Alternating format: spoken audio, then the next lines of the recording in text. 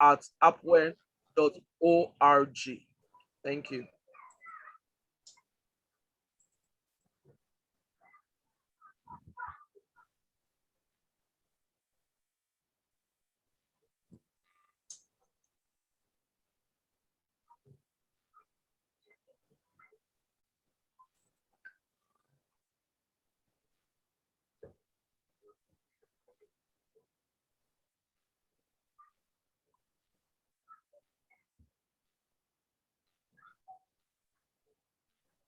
Good afternoon.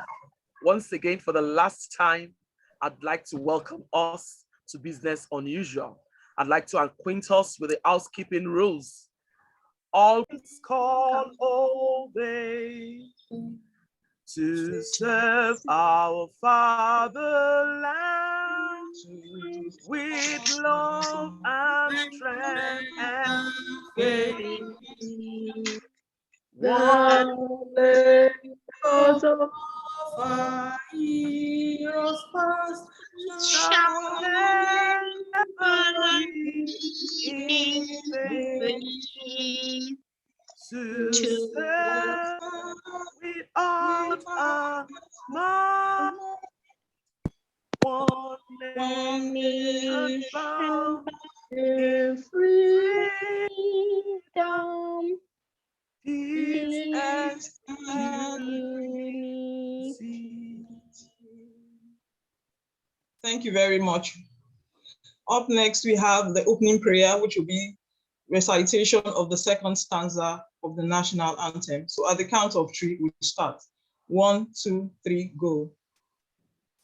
O God of creation, direct our noble cause, guide our leaders right, help our youth the truth to know, in love and honesty to grow, and living just and great lofty heights to build a nation where peace and justice shall reign. Amen. Amen. Thank you very much. Distinguished guests, ladies and gentlemen, I'd like to welcome each and every one of us to this event, the Business Unusual 2, Integrity in Engineering Infrastructure, Procurement and Delivery. I'd like to also recognize the presence of some of our panelists that are here present. I'd like to recognize the presence of Engineer Emeka Eze, FNSC, the past president of the Nigerian Society of Engineers. I would also like to recognize our guest speaker, Engineer Ali Alimasuya Rabiu, FNSC, the president of Procurement. You're welcome, sir. I'd also like to recognize the presence of Mr. Engineer Igbanwu Okasiabo is one of our panelists. You're welcome. And also all the committee members, you're all welcome. I'll take the recognition as we go. Thank you very much. The chairman of the occasion, Engineer Babagana Muhammad, FNSC, president of the Nigerian Society of Engineers. Our host for this day, this event, Engineer Funlola Ojelade, FNSC, the president of the Association of Professional Women Engineers of Nigeria, APWEN. The keynote speaker, Engineer Ali Alimasuya Rabiu, FNSC, the president of Procurement, all the founding members of APWEN, all the past presidents of APWEN, a distinguished panelists consisting of Engineer Emeka Eze, FNSC, past president of the Nigerian Society of Engineers, Engineer Margaret Oguntala, FNSC, the past vice president of the Nigerian Society of Engineers, Engineer Chuks Nwazo, one of our panelists, FNSC, the chairman of the Nigerian Institution of Procurement Engineers, and Mrs. Ibukun Awoshika, Engineer Igbanwu Okasiabo, all the national ESCOs of APWEN and NSE, all the chapter chairmen of APWEN and NSE, distinguished guests, ladies and gentlemen of the press. I say good morning, I say good afternoon to you all.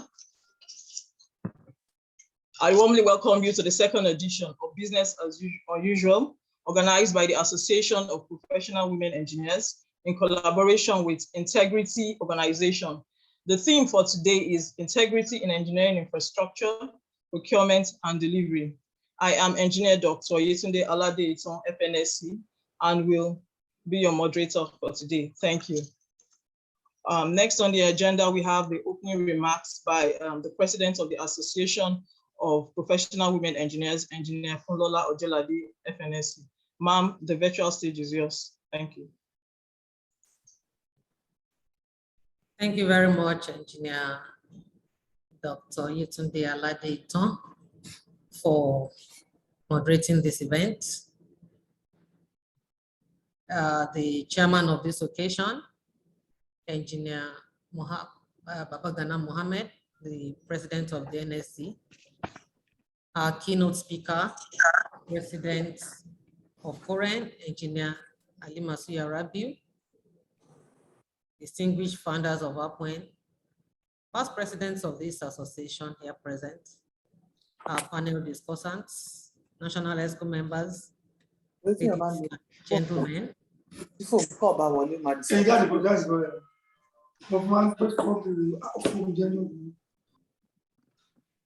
I'm delighted to welcome you all to the second edition of this awesome program, Business Unusual, which is about integrity in the procurement and delivery of engineering infrastructure in Nigeria.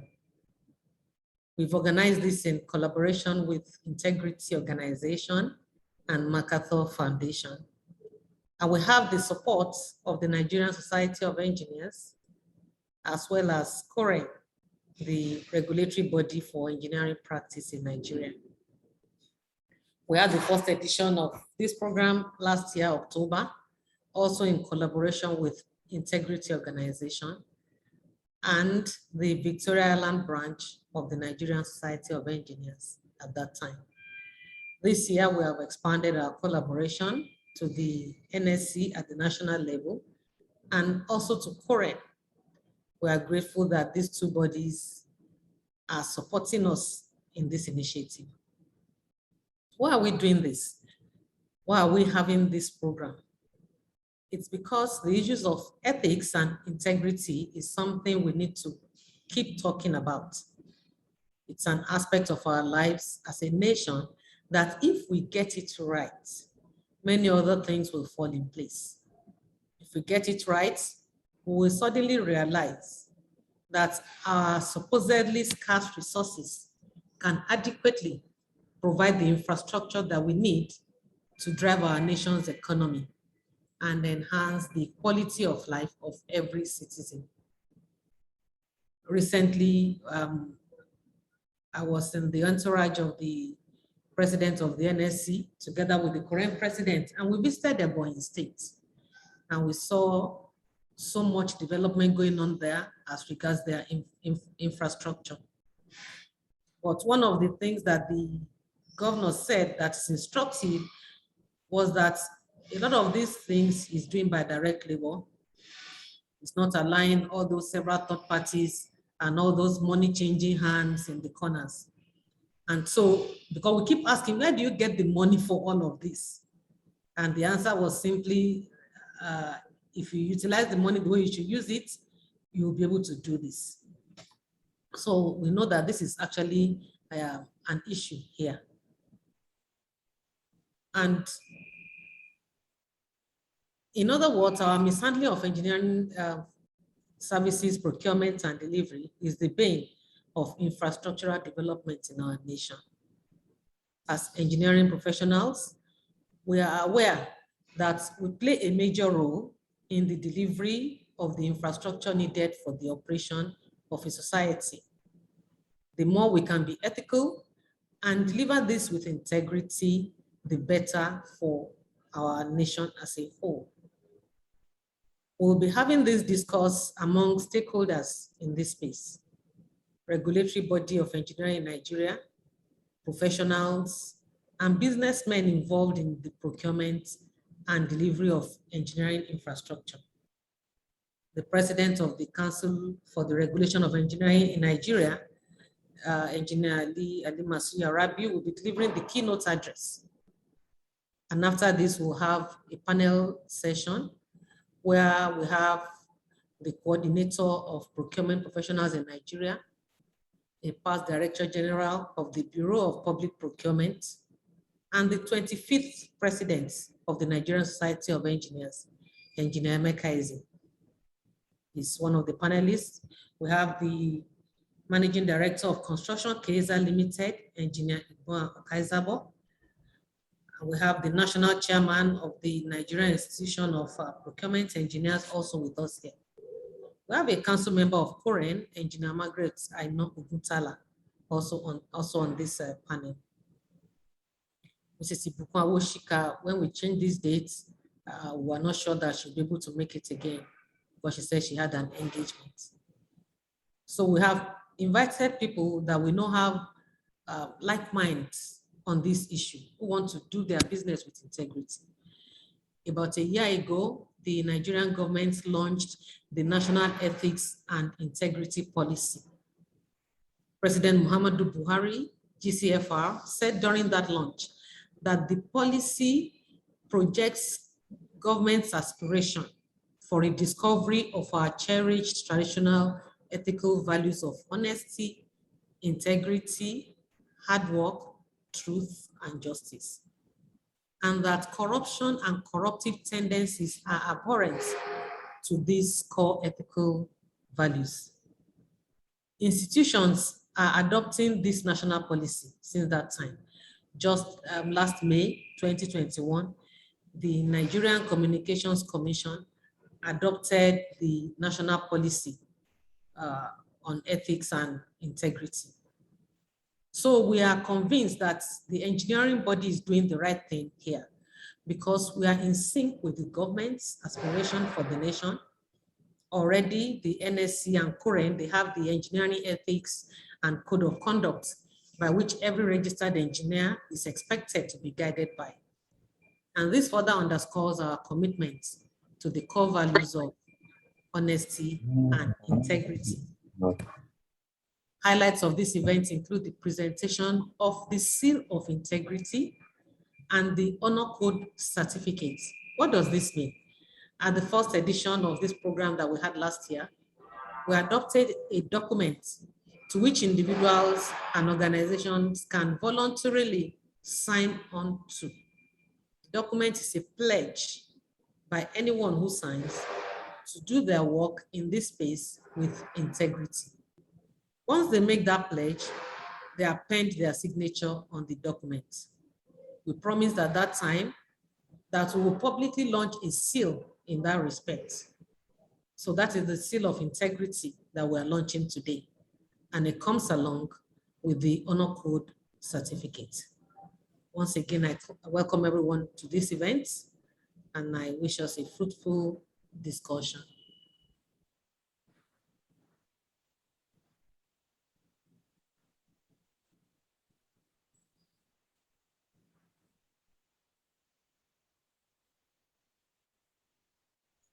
Thank you very much, Madam President, for that welcome address. Next line on the agenda, we have the opening remarks by the President of the Nigerian Society of Engineers, Engineer Babagana Mohammed FNSU.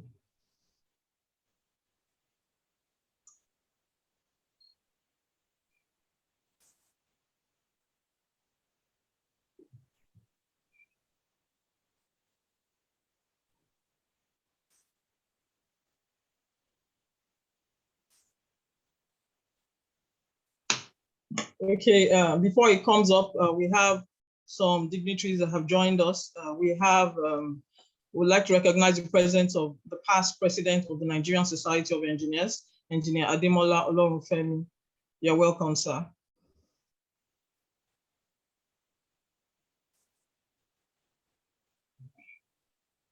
Okay. Okay, while we wait for the president to join us or his representative, I'd like to take the next item on the agenda, which is the reading of the profile of the keynote speaker, the president of the Council Commission of Engineering in Nigeria, Engineer Ali Masuya Rabi. And we call on Engineer Temitayo Okunore Makindikwe FNSU to read this profile. Hello. Good afternoon, distinguished personalities. The citation of our keynote speaker, Engineer Ali A. Rabiu, FNSC. Engineer Rabiu has a bachelor's degree in civil engineering and a master's in business administration, both from Bayero University, Kano. He is a current registered engineer and a fellow of the Nigerian Society of Engineers, fellow of the American Society of Civil Engineers, fellow of the Nigerian Institution of Civil Engineers, member Nigerian Institute of Management, member Nigerian Water and Sanitation Association, and member Association of Consulting Engineers, Nigeria. He is a recipient of various professional awards and recognitions. He has held some key positions such as member, Presidential Monitoring Team on DIFRI Rural Water and Sanitation Program, Sokoto and Kebbi States, consultant and member House of Representatives Ad hoc Committee on the investigation of flooding of the Goronyo Dam, Sokoto State, member Governing Council, Federal College of Education Technical, Bichi, Kano State, Chairman, Nigerian Society of Engineers, Kano Branch, Chairman, Technical Committee to assess the damages and losses caused by fire outbreak at Muhammadu Abubakar Rimi Market, Kano State. Engineer Rabiu has a robust professional career in engineering spanning over 30 years, where he has served in various administrative and managerial capacities in the public and private sector, some of which are the Executive Partner ARAR Partnership, consulting engineering firm, Senior Engineer Aminu Kano Teaching Hospital Project, Project Coordinator Bayelsa State Infrastructural Development Program, Project Manager Hotoro South Erosion Control Project, Kano State, Project Manager Oforachi Irrigation Project, Kogi State, Project Manager World Bank Assisted Nasarawa State Community-Based Urban Development Project, Karu, Project Director, Nasarawa State Massive Program on Road Construction. He has been responsible for and involved in the design and supervision of several bridges, roads, concrete structures, water supply schemes, and community development programs. He is a former vice president of the Nigerian Society of Engineers with vast experience in management and policy making. Engineer Ali A. Rabiu, FNSC, is the president and chairman of the Council for the Regulation of Engineering in Nigeria, COREN. He is married and blessed with children. Ladies and gentlemen, I present Engineer Ali Rabiu, FNSC, to give the keynote address.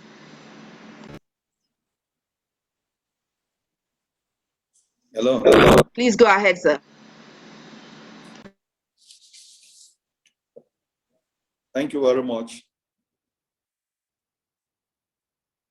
Am I clear? Yes, sir, we can hear you. Yes, we can hear you.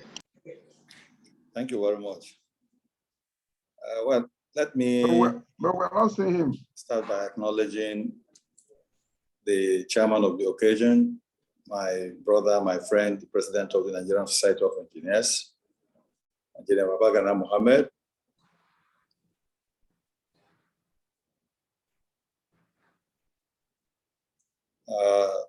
The president of APWEN, Engineer Funlola Ojelade, very eminent panelists here. My boss, Engineer Emeka Moma, is a former president of NSC and former DG of BPP. Other eminent panelists, very distinguished APWEN members, ladies and gentlemen. It is my pleasure to be invited to this occasion, which is on a theme I so much believe in and always enjoy reviewing. Let me thank the organizers, particularly the leadership of APWEN, for putting together this program. And I want to use this opportunity of this keynote address to request the panel of discussants to elucidate on the theme from their personal experiences. I'm happy that Engineer Emeka Moma is one of the panelists. I'm interested in the sound bites of infractions and under-table dealings in infrastructure procurements and deliveries.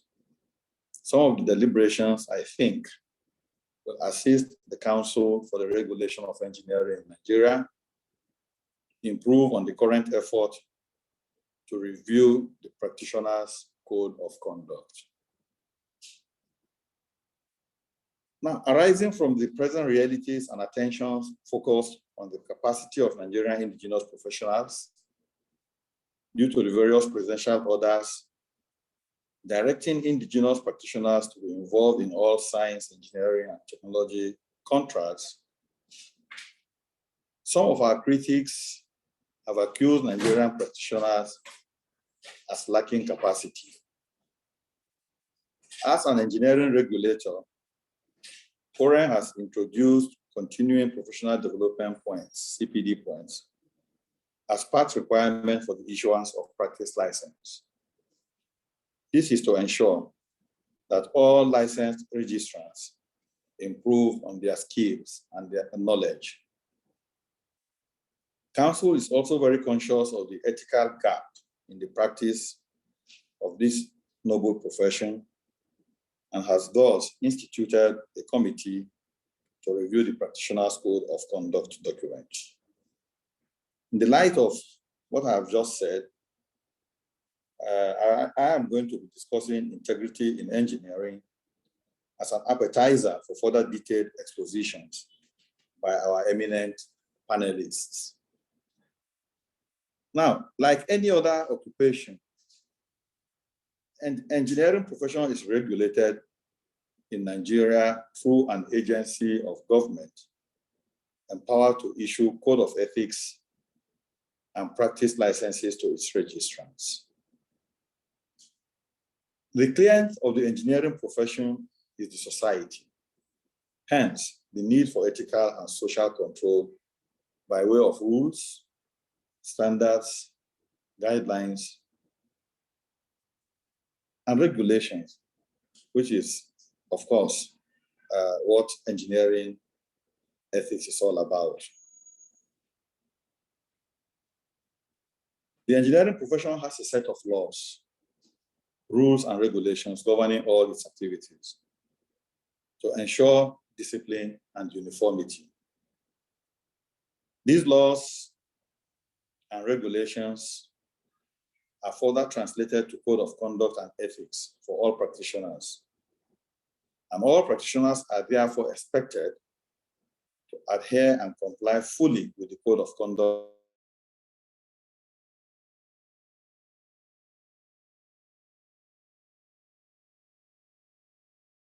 You're muted, sir.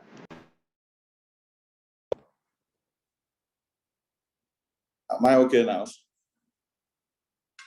Can you hear me now? Yes. Yes. Yes, we can. Sorry, the host muted me. Now, I hope you didn't miss a lot.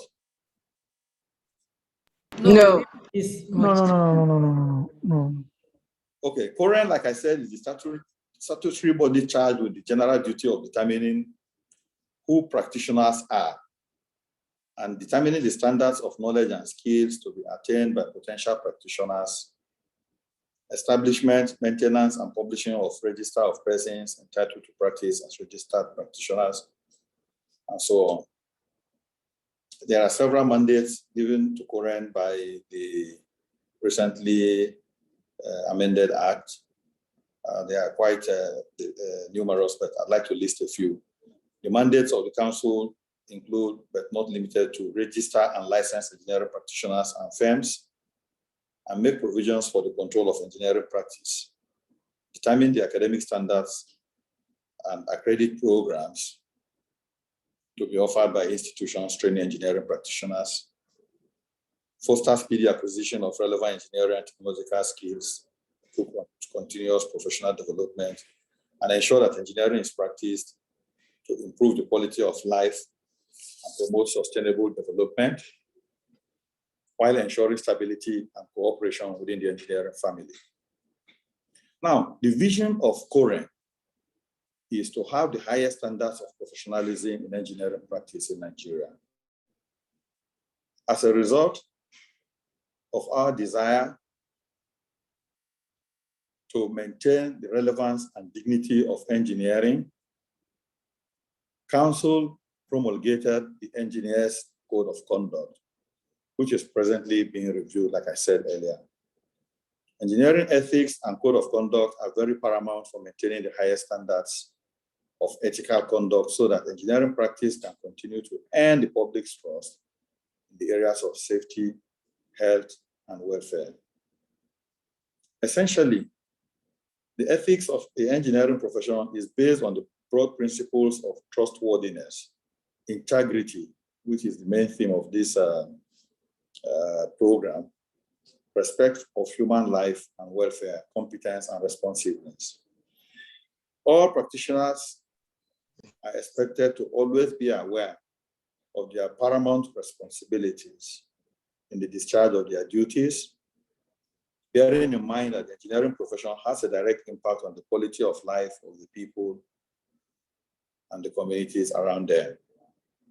Practitioners shall demonstrate respect and care for humanity's cultural, historical, and archaeological heritage, while ensuring that no direct harm is done to the health and well-being of present and future generations.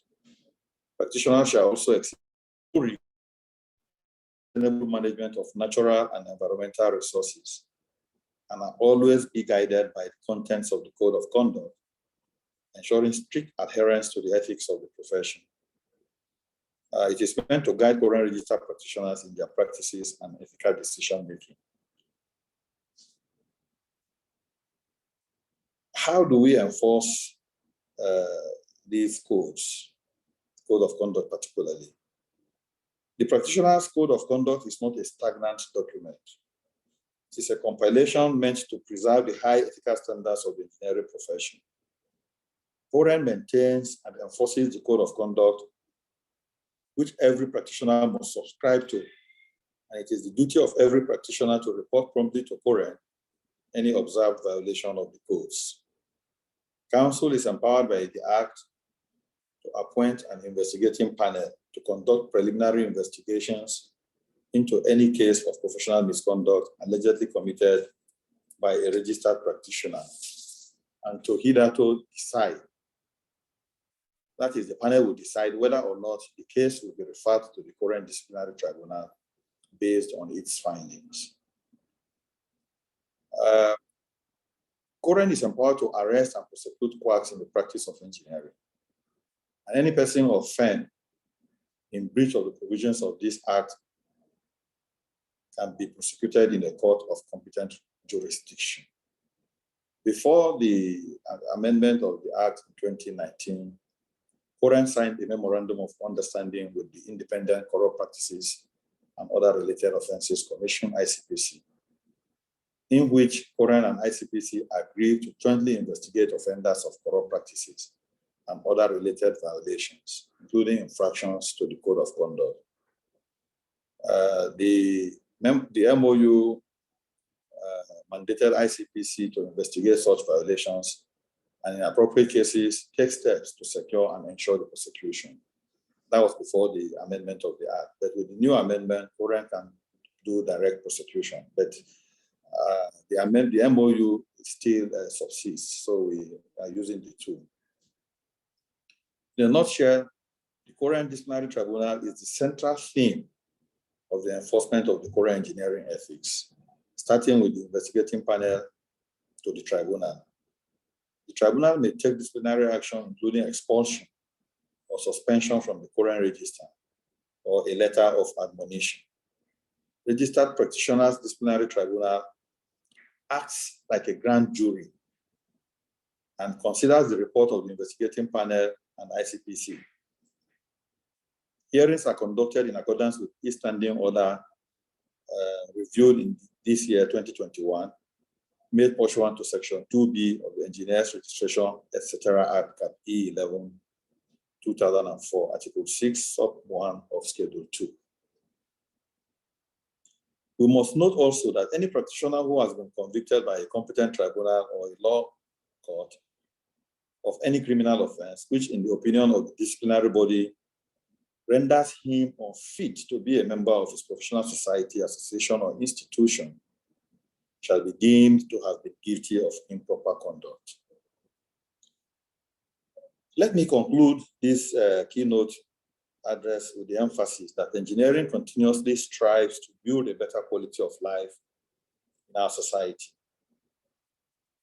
The engineering profession has its ethics, hence the need for the code of conduct of its practitioners. As practitioners must always be aware of their paramount responsibilities in the discharge of their duties, bearing in mind that the engineering profession has a direct impact on the quality of life of the people or community they serve. Nigerian practitioners presently enjoy positive public image and with a reputation for providing public value by honest and ethical practice. I want to hope and believe that we shall keep the flag flying. I want to thank you for your attention, and once again, thank the organizers of this program for giving me the opportunity to present this keynote address. Thank you very much. Thank you very much, sir, for that very insightful keynote address. Up next, I don't know whether we have the representative or the president of the Nigerian Society of Engineers online. Else we go. Okay. So thank you very much once again. Up next, we have come to one of the high points of this event, which is the panel session. And the panel session is going to border around the theme, which is integrity in engineering infrastructure, procurement, and delivery. For this panel session, we have captains of industries, we have chairmen of association. They're going to share they're going to share their thoughts of this theme from their various perspectives. And before we start, we're going to read the citation. So I call on Engineer Zanzi Adebowale MNSC to read the citation of Engineer Emeka Eze. Thank you. Thank you, our honorable moderator, Engineer Dr. Yetunde Aladeta. My name is Engineer Zanzi Adebowale, and I'll be standing on all existing protocols. Good afternoon, distinguished ladies and gentlemen. I'll be reading the profile of Engineer Emeka Mwoma Eze, OFR. Engineer Emeka Mwoma Eze, OFR, is a civil engineering graduate of the University of Nigeria, Nsukka, and holds a master's degree in structures from the University of Lagos. In 2007, Engineer Emeka Eze was appointed the Director General, Bureau of Public Procurement, during which he saw to the establishment of procurement laws in 26 out of the 36 states of the Federation during his tenure. He served the Nigerian Society of Engineers as the 25th president.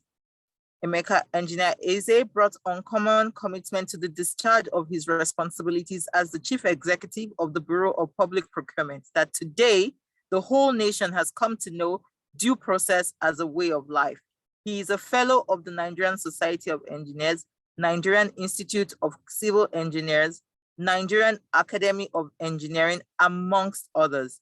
Engineer Eze is a certified international procurement professional and a chartered civil structural engineer, and established the first ever public procurement research center at the Federal University of Technology, Owerri, in 2012.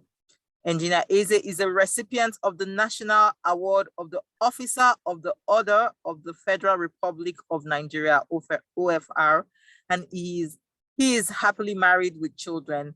Thank you very much. Welcome to this panel, Engineer Emeka Eze.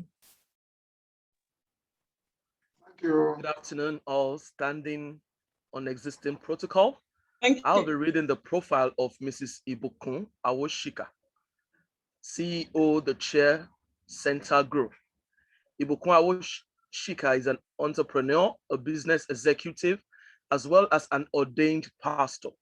She's a graduate of chemistry from University of Ife, now Obafemi Awolowo University, Nigeria, an alumna of the Chief Executive Program of Lagos Business School, the Global Executive MBA of IESC Business School, Barcelona, Spain, and Global CEO Program of Wharton, IESC, and China European International Business School, CEIBS.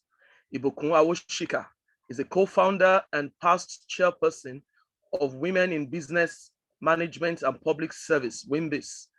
She is the founder of the Christian Missionary Fund, a faith-based organization that works with hundreds of missionaries spread across Nigeria to change lives with the provision of medical education and other supplies. A multiple award-winning entrepreneur and the first Nigerian recipient of the prestigious International Women Entrepreneurial Challenge, IWEC Award, as a nominee of the U.S. Department of State in 2008. Ibukun Awoshika is the first female and immediate past chairman of First Bank, Nigeria. She has spoken at numerous world conferences and platforms where she shares her knowledge on several economic and faith-based topics. In 2018, she worked as an executive producer of a film, God's Calling, and has also authored several books, including The Girl Entrepreneur and Business is Way. She's happily married to Abiodun Awoshika, and they are blessed with 3 wonderful sons. Welcome with me on this panel, Mrs. Ibukun Awoshika. Thank you.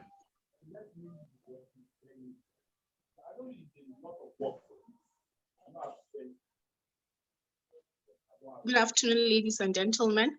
I'm Engineer Hawa Ibrahim Khalil and will be reading the profile of Engineer Unzo Ihoma Chukwuemeka, FNSC, FNI Profile. Engineer Unzo Ihoma C is a renowned and accomplished professional engineer and procurement expert with more than 24 years of experience in engineering, procurement, project management, and construction in the oil and gas industry and public sector. He obtained a Bachelor of Engineering degree in Electrical and Electronics Engineering from the Anambra State University of Science and Technology, ASUTEC, Enugu in 1995. Engineer Unzo has a proven passion for excellence, integrity, professional ethics, and global best practices. He is the chairman, Icon Group, and principal partner, Icon Excel Consulting Limited, and worked as a senior consultant on power at the Bureau of Public Procurement under the World Bank Economic Reform and Governance Project. He currently spends his time in engineering project management and public and private procurement consultancy and training. He is a current registered engineer, a fellow of the Nigerian Society of Engineers, a fellow of the Nigerian Institution of Procurement Engineers, and is a member of Current Engineering Regulation Monitoring, ERM. Engineer Unzo is the national chairman of the Nigerian Institution of Procurement Engineers and is happily married with children. I present to you Engineer Unzo.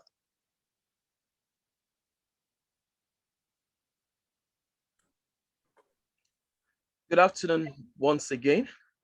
I'll be reading the profile of Engineer Margaret Aino Oguntala, FNSE, FNSCHE. Margaret Aino Oguntala is a certified environmental consultant with a Bachelor of Engineering degree from the University of Benin. Beyond her degree, she has gathered experience in various fields of chemical engineering and management, and has also kept abreast of her career by attending various professional development programs, both within and outside the country. Today, she is the MD CEO of BAMSAT Nigeria Limited, as well as the managing partner of BAMSAT Engineering Services Limited companies, versatile in the fields of environmental consultancy, fire safety, and civil mechanical engineering services.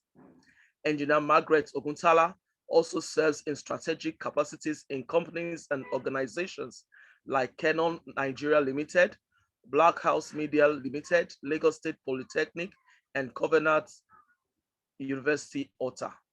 A 3-time vice president of the Nigerian Society of Engineers, she has served the Nigerian Society of Engineers in various capacities in her 25 years of membership. In 2009 to 2011, she served as the 9th chairman of the Nigerian Society of Engineers in Ikeja branch, and has also served as the general secretary, publicity secretary, and technical secretary of the Association of the Professional Women Engineers in Nigeria, APWEN, at various times. Engineer Margaret Okuntala is also very active in the Nigerian Society of Chemical Engineers, serving in various committees. She is happily married with children and grandchildren. More importantly for this Business Unusual, she's a council member of the representative of Southwest Geopolitical Zone on Council for Regulation of Engineering in Nigeria, COREN. Welcome with me to this panel, Engineer Margaret Okuntala. Thank you. Thank you, Engineer Ronke. I'll be taking the profile of Engineer Igwan Ukoisabo. Engineer Igwan Ukoisabo is the CEO of Construction Keza Limited.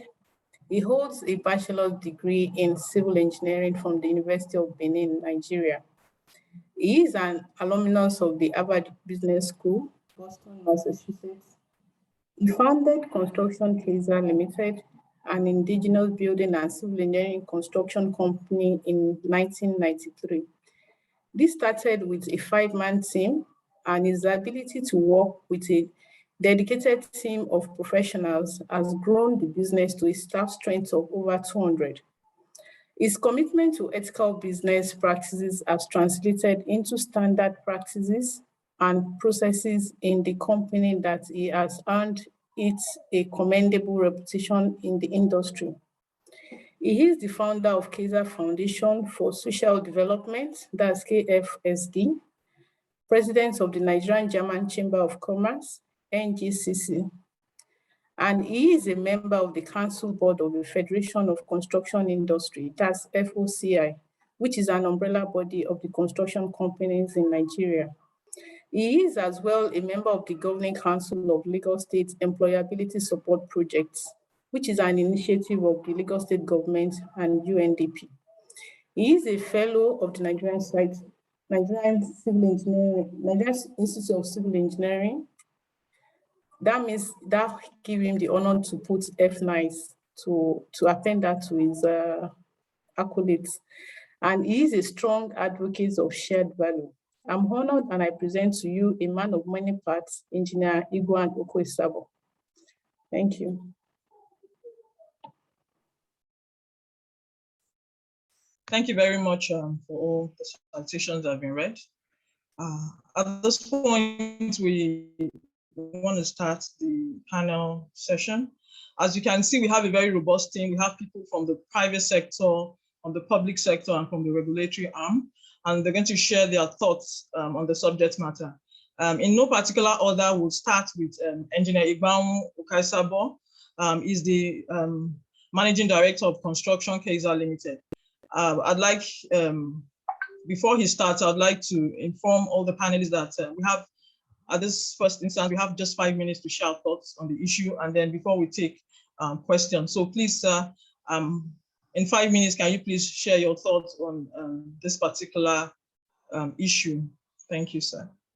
The floor is yours. Thank you very much, madam. Thank you for having me. First of all, I want to thank APWEN for inviting me. It's always a pleasure to be amongst you because as a few of you know, I have 3 daughters. So when I'm amongst you, I feel very comfortable. I'm used to being amongst women. And sometimes I wonder how come I've developed that passion for the female gender. And maybe that's why God blessed me with 3 daughters, because when I fight for you, I fight the battle.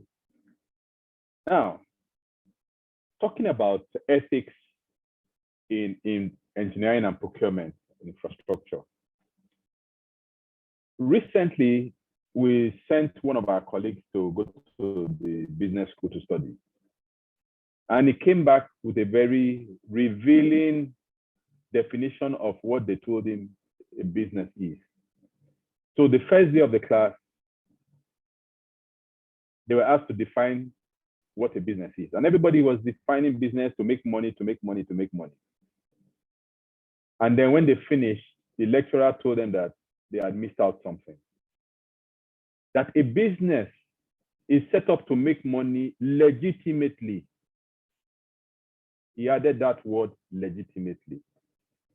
So I sat, when he came back with that feedback, he said now he understands what I've been talking about for so many years in the company. And then we started challenging ourselves, ask ourselves, so how many businesses do we really have in Nigeria? That was a big question. And it was for him, it was a big revelation because probably when I talk about it at meetings, they just think it's me.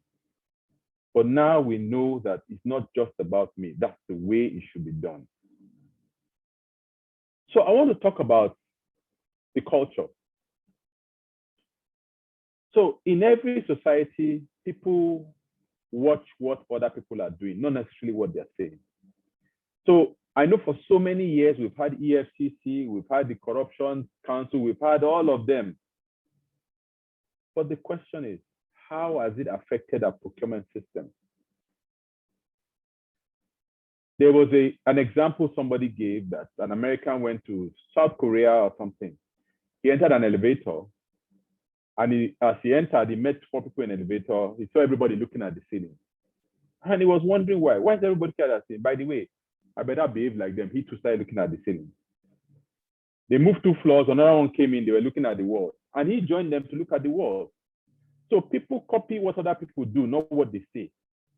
So with all the corruption agencies, anti-corruption agencies we had, what progress have we really made? I think it's very important that our regulatory bodies and our societies do more to make sure that the companies operate ethically and they do create value legitimately. When value is not created legitimately, we as individuals, we are losers because it's our common wealth that is being used to procure these services. So when a job that is supposed to be 1 million naira is called at 1.5 million naira, all of us are losers. Either we have paid extra taxes that have gone to waste, or our oil revenue has gone to private pockets. And once that is done, everybody loses. And this is money that could have been used, extra money would have been used to build a hospital or something. We all know what we suffered last year when we had a lockdown and COVID-19 was spreading. We didn't have hospitals to go to. We don't have vaccination factory in Nigeria today. Why? Because our money has gone to waste. People have died, unfortunately, because we have not stood up for the right thing. So when we are allowing this money to waste, we are allowing inflated contracts, uncompleted contracts. We are the ones at the end of the day that suffer. So no matter how much money we have in our pocket, when we cannot get good health care at key moments, then it becomes difficult. That's just an example why we have to work for the society. We need to stand up to be counted and work for the right thing. Now, talking about that, so we can come up with all the laws in the land. We know in Nigeria, nobody obeys laws and nothing happens. We know that, unfortunately. In Nigeria, people don't obey laws and they get away with it. So I feel that there has to be more of a cultural change. And when you talk about cultural change, where people start to behave in a certain way, even without being told, that's when it becomes second nature. But in Nigeria today, we know that less than 5% of the companies operate ethically. And those ones that operate ethically are seen as spoil sports. Say you, self, you too do. Are you the only one that you go to change Nigeria? I face that all the time. Rather, it should be the other way around. So what kind of culture are we breeding? These societies, the regulatory bodies, are they rewarding companies that are doing their business ethically? Are they penalizing the companies that are doing their business unethically? So I feel that people form their characters at a young age. What are we doing to the students in the secondary school? What are we teaching them about integrity? At the Kaiser Foundation, where we have the summer camp for children, this is something we teach them as a subject. And at the end of 1 week, you find out that you have some converts. You've converted some people. You might not succeed in converting all, but you believe that those few you convert, we go and start talking about it to convert the other one. And after 1 week, a child tells you, sir, what I have learned in this training is that somebody can live a life of integrity and still succeed in Nigeria. I don't know what else can make somebody happy more than when you hear such a thing. Go to the universities who are teaching undergraduates in engineering that they can live a life of integrity. Initially, they get pushed back. It's like you're talking nonsense. On this call today, I know Soji Apampa is on this call. He has had the opportunity to speak to undergraduates on our Kaiser Foundation training. And Soji, I'm pleased to tell you that recently, one of the participants in our recent program, he quoted you that, Mr. Soji Apampa told us that we should live a life of integrity. So I would not tell a lie. You are here, it's good for you to know. Because when you come out to speak, you come out to teach people, sometimes you go away not knowing that you have touched people's lives, you have influenced people. So for me, we can make all the laws, but if we don't have a cultural change and don't change people's mindset, then it's a waste of time. So Soji, we need to continue to tell the story. So as a company, we are happy to tell our story. We are 28 years old. We don't give bribes. We are saying it here. Anybody who is in this call that is taking a bribe from us should speak up. Nobody can say we've given them a bribe. We lose money, we lose projects, but that's fine. We would rather do our work honestly and even lose money than to give a bribe because we want to make money. And I feel that companies like us should be recognized and we should be celebrated. What is the NSC doing? What is Current doing? It's not enough for law. We need to make examples and say this is an example of a company that's operating ethically so that the others can copy. In fact, some of them think that it is not possible to operate ethically. They think it's not possible. But we need to let them know that it is possible by giving examples of companies and individuals who have operated ethically. Then they know it's possible. So I think it's a choice. Construction Kaiser, we have decided that this is not what we are going to do. And I talk about strategy. When I teach strategy, I tell it, this strategy is more important about what not to do rather than what you do. So once you set the tone in the business, I can tell you my company have converted so many people because we used to have arguments at meetings. Oh, sir, you didn't allow us to give money. That's why we didn't get the job. But we are growing. By the grace of God, we are growing, despite the fact that we don't give. So they've learned that we don't need to give. So we need to tell this story a bit more, right? So that people know that you can succeed without giving business, without giving bribes. So I will stop there for now, and I'll be happy to take questions and happy to take more comments as we go. Thank you. Well, thank you very much, Engineer Kaisabo, for that very insightful presentation. You mentioned in your presentation, you mentioned that much more than profits, making that we need to be ethical, in our transactions. And also you talked about your company, the strategy that you adopted, saying of what not to do rather than what to do. And also trying to change the mindset of people, because, people will be like, oh yes, this is the way we do it. And I think that's very important, the mindset of people. A lot of people have a corrupt mindset because they don't believe, even when you tell them that, oh, you cannot do it, they will just tell you, no, you have to settle them, But I think it's a very good one that you shared your thoughts on this. And I hope that we're all here. I know that you have called on Korean, you have called on NSC to do something, to also do more, to make sure that the procurement process is actually watertight. Thank you very much, sir. We go to the next presenter, who is Engineer Emeka Eze for his presentation. So we know you've worked for so many years in the public sector, and right now you're the coordinator of the Procurement Association of Nigeria. So we'd like for you to share your thoughts briefly in 5 minutes on the subject matter. Thank you.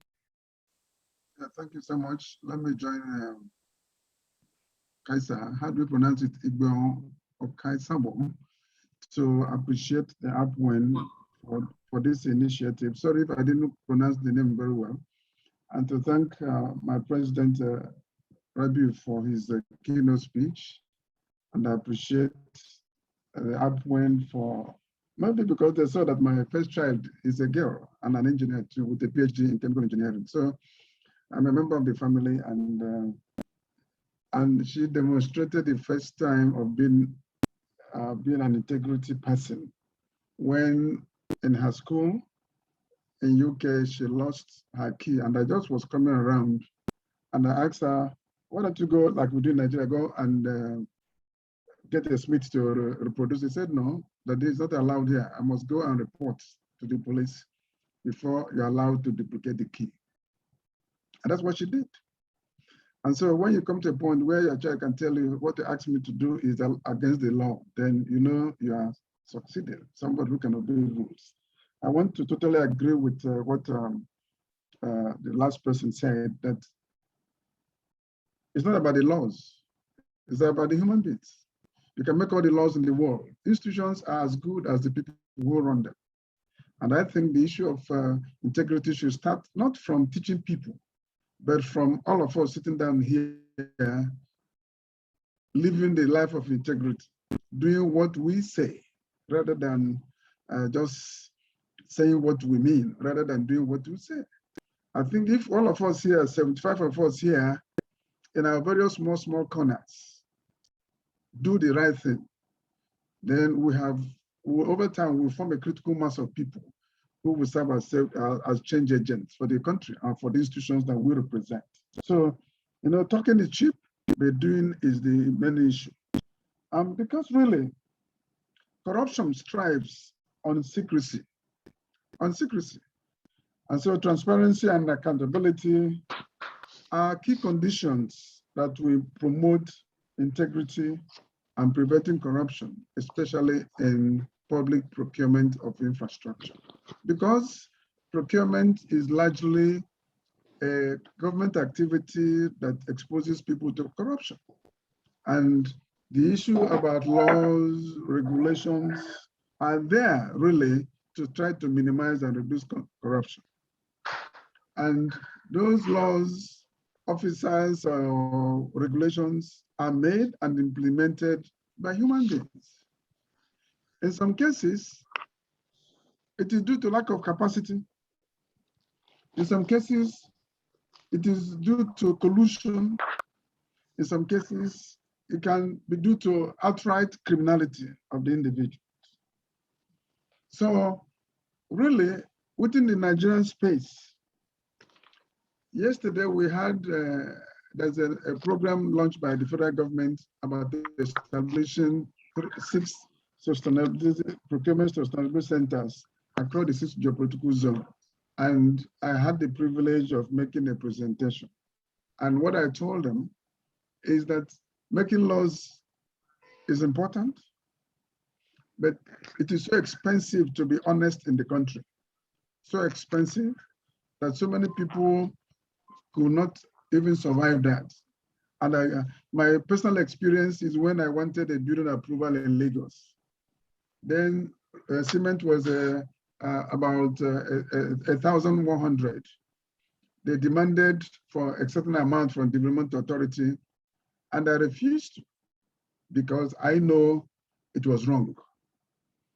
And along with others, because the architect who designed my facility was also handling other people's on 3 or 4. The other people who gave the approval, who gave what they demanded at that time, got the approval within 6 months. My own approval dragged on until 4 years after. And by that 4 years, I was still, because my file got missing. By then they knew I have introduced new laws. And by the time I finished, I could not, the building that could have cost me 32 million was now to cost me 250 million. And I didn't have to do that because I don't have the money anymore. Because I refused to part with 250,000. Ordinarily, I should have been able to. By the time I finished, cement was now 4,200, reinforcement 300 something thousand, then reinforcement was about 120,000 per ton.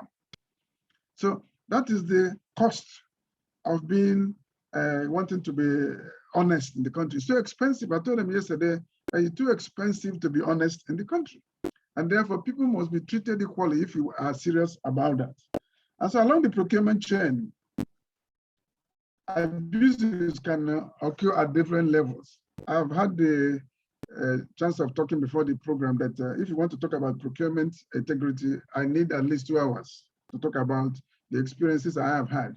But suffice it to say that most of us professionals are key players in the abuse of the procurement process.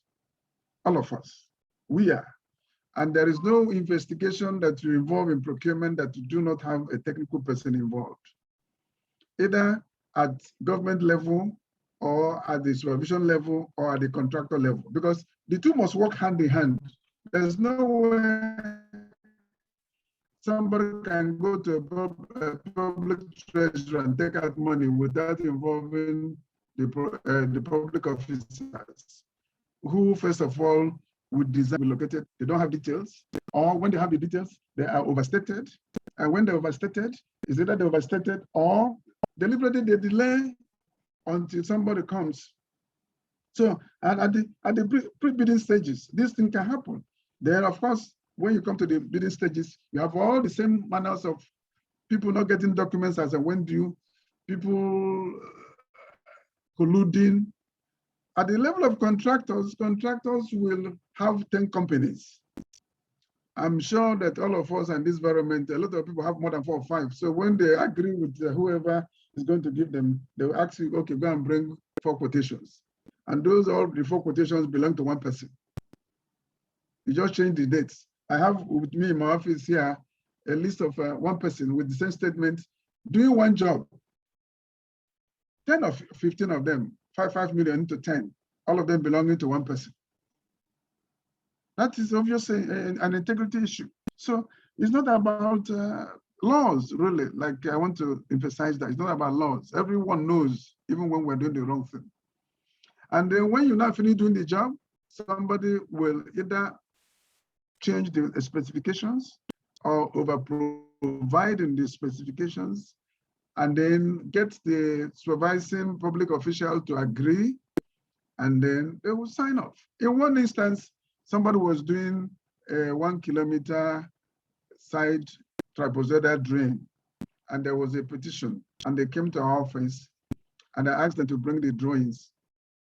And in the, and the area of the project is a very strong area that you don't even require serious reinforcement. All you need is BRC reinforcement for cracks, since it's a trapezoidal channel. And they provided 250 tons of steel in the bill of quantity for a 1 kilometer trapezoidal drain. And I looked at it and I called the man, do you know what the meaning of 250 tons of reinforcement, ranging from Y16 to Y12 and all the links and all that? And by the time he knew where I was coming from, he said, Oga, can I seek for an adjournment for this so I can provide more information? I said, no problem. So when everybody has gone, he came inside. I said, I can't meet you alone. You must meet with me with my team. So when he now came, he said, Oga, let me confess to you. This is an area the engineers said we have to provide facilitation for the both officials and for themselves. That actually they don't need up to a ton. The only way they can make money that they require is to provide that. You look at the rates are okay, but look at the quantity is million times exaggerated. And so, and of course, something went into the concrete. I took out the sessions and did a review of the concrete quantities and found out that the quantities of concrete, assuming you needed, say, 20 cubic meters of concrete, what they provided was like 230 in the bill. And it went on and it went on and it went on. And so this is all about the issue of integrity, professional integrity. So how do we deal with such issues?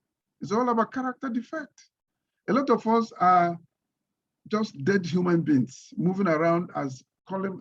Most of us don't even qualify to have this professional thing tagged against our names because we're highly unethical in our behavior. Even when in the little offices we occupy, we misrepresent facts, over-invoice, make claims that are not true, and we say we are professional. We are not professionals. We are just errant, will I say fraudulent people. I'm sorry I'm using that strong word, but that is exactly what we are, and we must accept that. And so, when you now finish doing the job, like one sake of blessed memory, say, engineers, you people are suffering, don't worry, we are the accountants. When you people finish, you come and queue beside us and come and stay, and then you beg God before we pay, right? And so, and when you finish paying, now they negotiate. You go to the accounts department because of scarcity of funds. Before you get your money, you part with 10% or 15%. And it's there, it's true, it's a fact. It happens all over, and it's all about integrity. And so at the end of the day, what I am recommending that introducing an e-procurement platform that reduces human interface in decision making along the procurement process chain is critical to minimizing drastically the procurement exercise. In some cases, due to ignorance, somebody, for instance, can have a project of 1 billion, and then he provides 50 million in the budget. What are you going to do with 50 million in a project that will cost 1 billion? In some cases, they overprovide. A project that will cost, say, 200 million, they will provide 500 million. Over-providing. And so the people will be looking for how to spend the extra 300 million, and they will manufacture all manners of things, all border on the capacity of the human beings. And so two things. I'm sorry about that. Capacity of the human beings, political authorization and support. Without the political support for the public sector, where the political actors, the ministers, the permanent secretaries, the directors, and the heads, those who have the authority, support the program, in vain are we moving. But at the end, the introduction of e-platform will go a long way strongly in minimizing corruption and improving integrity in public procurement. Thank you so much. Thank you very much, sir. Thank you very much, sir.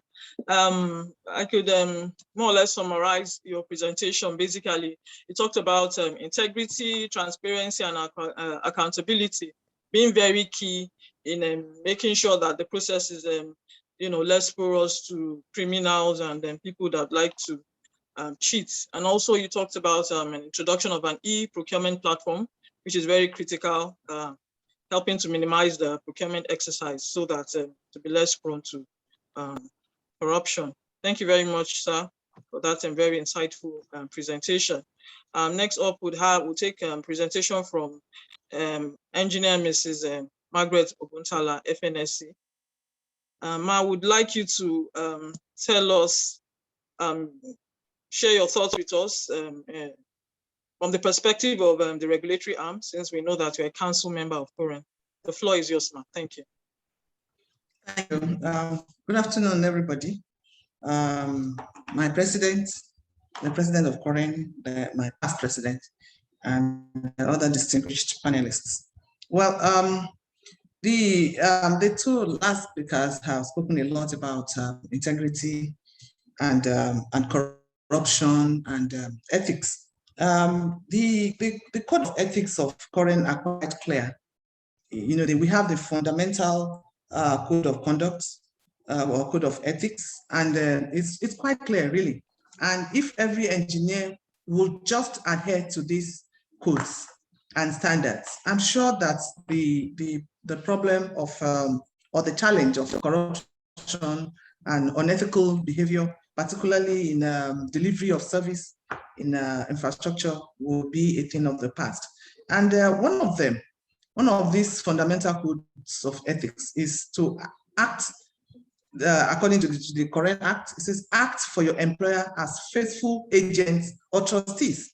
So if you are in charge of procurement, you are expected to act as a faithful agent. And once you deviate from that, then you have it's unethical. And past president Eze cited an example of demand for upfronts, as we usually put it. It could even be worse for a woman, because for him or those people, they were just demanding money. For a woman, there are times when there are other demands, for kind. You know what I'm trying to talk about. And so what do? I've had some experience in the past, which I'm sure that some women also have had.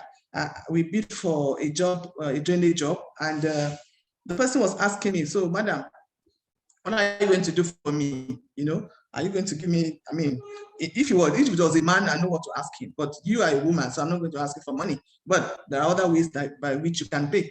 And I of course, I didn't get the job. I looked at the man and I was like, ordinarily, this man would not even come near me. So corruption is so entrenched in our society that, and like the other speakers have said, really, it is the mindset. It's not about laws. There are laws. Current is very specific. We have obligations as an engineer. You have your obligations to your employer, obligations to yourself, obligations to your colleagues, and obligations to your employer, and even to the society. So if we all could just abide by those rules, I'm sure that things will be better. And every act of corruption or every unethical act puts the country and the professionals and everybody in jeopardy. Now, a lot of people, they will tell you, people will say, Nigerian engineers are not performing, Nigerian engineers are not doing that. But it's all because of the acts of a few of us. So we all have to be mindful of the way we do our businesses, overloading contracts, overbidding, over providing, and all those things will definitely not help us. We need to have a change in paradigm. We have to all decide that we must really move away from these acts, and then all starts. Then, if as individuals, like past President Eze said, in our corner, we choose the path of integrity, then everybody will follow suit. Our children are watching. I saw a man one day, something as simple as not allowing children to sit in the front seat. This man did not only have a child on the front seat, sitting beside him, he was driving, he had a child sitting beside, and he had one on his laps, and he was driving. So the children, he had children in the car. So those children are likely to grow with mindsets of, well, you don't have to obey rules. So they will tell you that rules are meant to be broken. So those are my thoughts. Because I think I have just 5 minutes, so I'm sure I've exhausted that. So thank you very much. Thank you very much, Ma, for that very brief and apt, insightful thoughts that you shared with us. Yes, from the regulatory arm, we talked about the code of ethics that we have in Quran. I know that, we all know that those codes of ethics are there, but enforcement is just the problem. Another one you talked about, just like you told the line of the other speakers, talking about the mindset generally, it actually begins from the mind. If your mind is corrupt, regardless of whatever things that have been put in place or structures that have been put in place, probability that person, will be corrupt in the process is very high. And one very intriguing thing you said, which we would all agree, even as women, that many of us, you iterated the challenges that women face, even in the procurement process. As a woman, for men, they'll demand money, but you and I know what, they demand from a woman. They want to have, they want to be paid in kind. And so that is one of the great challenges that we women, face when we do business, especially in the area of procurement. Thank you very much, ma'am, for that and very insightful presentation. Last but not the least, we have Engineer Chuks Wanzo. He's the national chairman of the Nigerian Institution of Procurement Engineers. So I would like for you to share your thoughts on this theme for today. Thank you. The floor is yours, sir.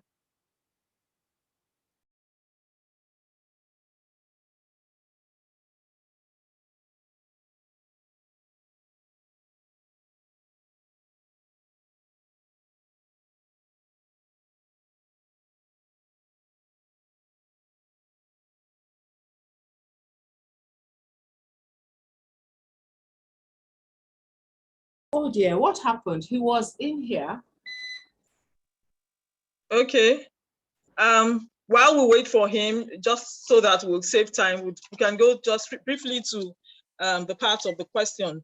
My question, please, we have just 2 minutes to answer these questions. For each presenter, I'm going to ask, for each panelist, I'm going to ask questions. Now, my question goes to Engineer Eze. You talked about the introduction of an e-procurement platform, which is very critical to minimizing the procurement exercise. Have you thought of, we know the world is talking about cybersecurity and all that, and we know what is happening now.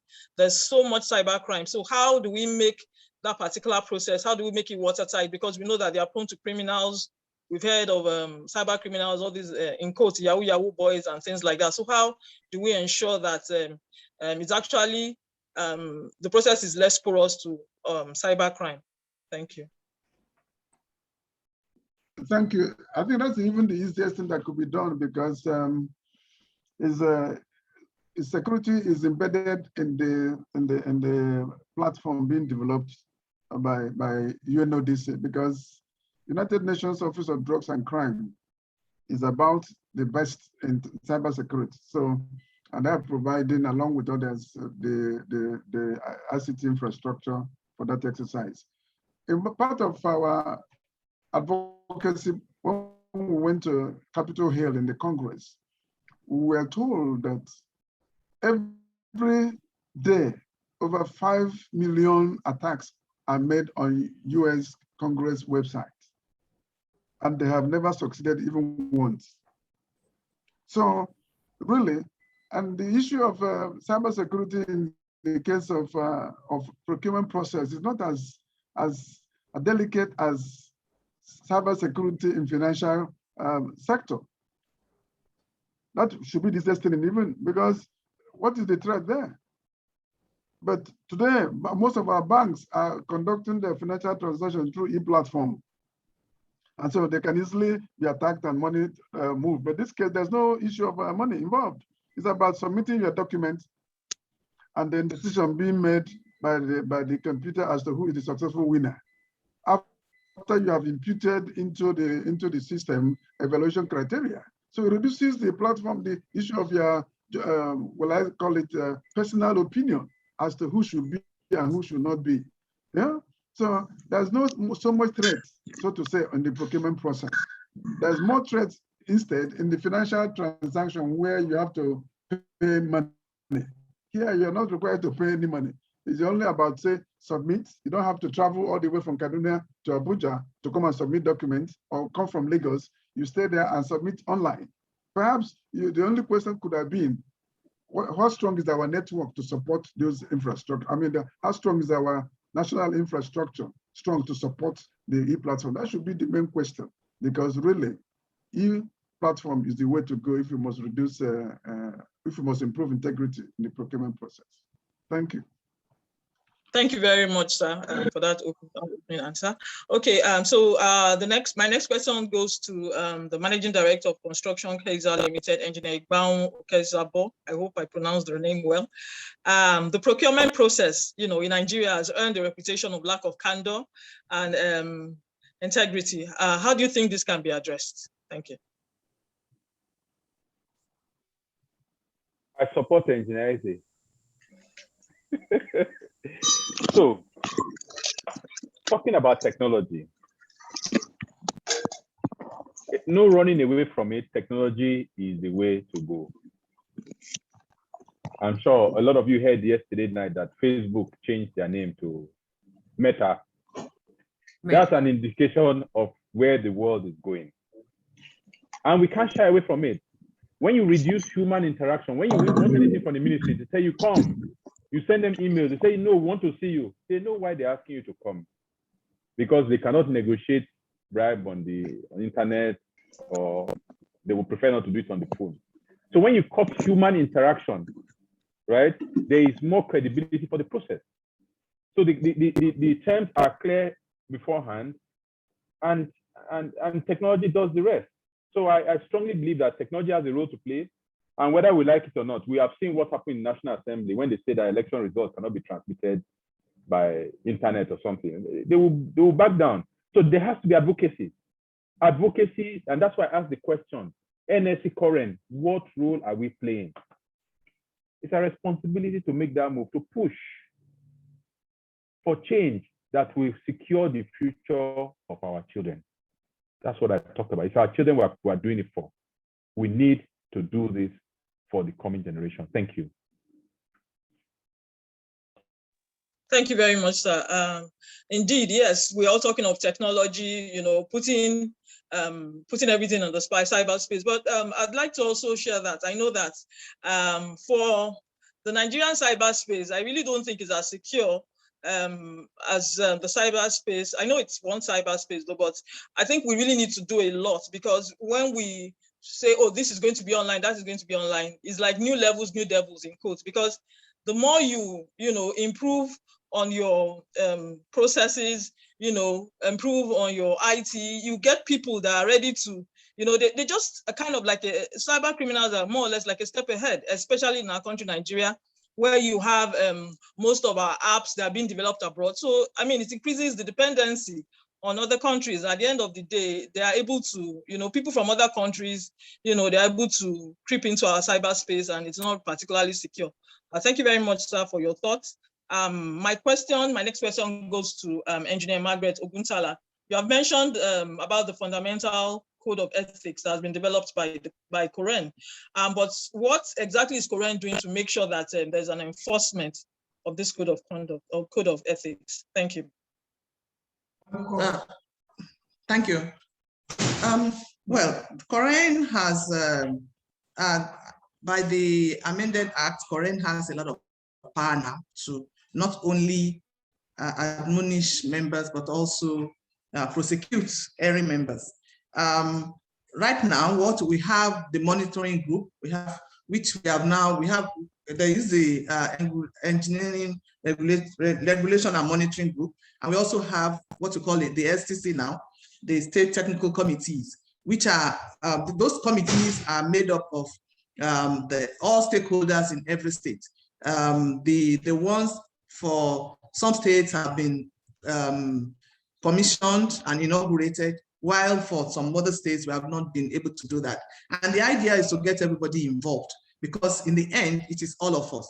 It's about all of us. If there's no information, then there's no, COREN cannot really act. We need to have information of whatever is going on, whatever is not being done right, before COREN can take any steps to rectify or to remedy or to caution or to punish whoever is an erring professional. Recently, there were 2 cases that were handled by the tribunal. After the investigation panel, like my president explained in his keynote, there were two engineering personnel, and each one of them got 6 months suspension for acts of unethical acts.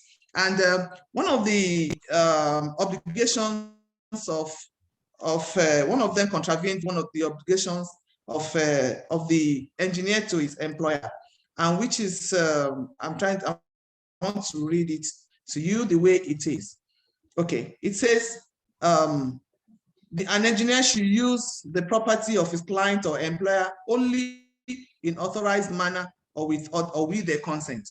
And one of them was found wanting in this on this particular code, because he sold materials of his employer without their consent. And then his case was investigated, amongst other things that he had done. He also acted as both a consultant and contractor. So he got 6 months suspension. The other person was somebody who did not, even though was told and knew about the fact that the design was would contravene public safety, still went ahead and continued the construction. And she got 6 months suspension of her license. So COREN right now does a lot in the area of monitoring and ensuring compliance with the rules, and also enforcing rules and codes of ethics of the profession. Thank you. Thank you very much, Ma. At least we have an idea, and we know that COREN is working hard to make sure that the process is well developed. Thank you, ma'am. I would like to ask if Engineer Chuks Mwazo is online now. I think so that I could also share his thoughts. Engineer Chooks, I have are you been online? trying to reach him. I have called him. Okay. And he didn't take his calls. So I don't know if there's anybody who's closer to him who can reach out to him, because he did get the link from me. I sent him the link, he asked for it, and I sent it to him, and I thought he had joined, but he's clearly not here. I don't know what we can do about it. Okay. Okay, thank you, ma'am. There are some questions in the chat box. Yes, we'll have please would like at this point to take our questions. So if you have questions, kindly type your questions in the chat box so that we can take them. Okay, so there's a question here that says, it's by Opeyemi Makinde, and it says it's not directed to anyone, so any of the panelists can just help us to answer it. It says, how do we work on the mindset in order to achieve integrity and work ethic? Do we say the removal of civic and cultural studies from the school curriculum impacted negatively on the mindset of the society at large? Finally, how can we reintroduce a positive mindset development in the engineering curriculum and the society at large? Please, I'd like Engineer Meka Eze to answer that question. Thank you. What was the question? Oh, okay, I have to read it again. It's in the chat box. Okay. Let me take it again. How do we work on the mindset in order to achieve integrity and work ethic? Do we say the removal of civic and cultural studies from the school curriculum impacted negatively on the mindset of the society at large? Finally, how can we reintroduce the positive mindset development in the engineering curriculum and the society at large? Okay, I think this is much bigger than what we can handle at this level, but there's no doubt that the removal of cultural values over the years have affected our mindset. But we must also understand that society is not static. We are under the influence of global improvements in technology and ways of life. And the moment values are at the family level are broken, because it is from the micro family values that you can go into the bigger society value, where, especially at the religious level, where the issue of honesty is downplayed, where people tend to value positions and money without asking how the money come about, where the parents will lie to their children. When somebody is coming and you knock, you tell the child, who is that? You can't tell him I'm not around. The parent has already started building in the child the concept of dishonesty, unknowingly. So when you begin to, even in the place, because children are so, they watch what you do rather than what you say.